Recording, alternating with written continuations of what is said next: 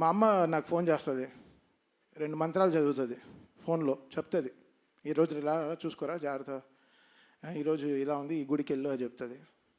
దాని తర్వాత అంత ఒక బ్లెస్సింగ్, ఒక కాల్ వస్తుంది, అది బాలయ్య గారు.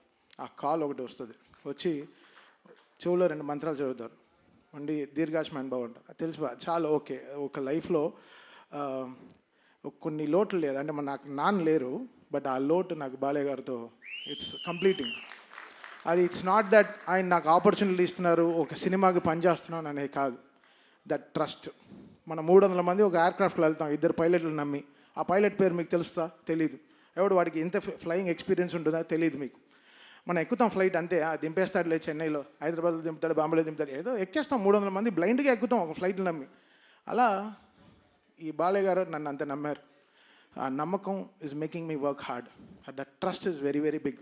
లోకంలోనే ఆ ట్రస్టే. ఒక ట్రస్ట్ లేకుండా అడుగు కూడా వేము ముందు. ఇక్కడ ఎక్కడ ముందరికి వెళ్ళిపోతామా, సరిగా పడిపోతామా అని.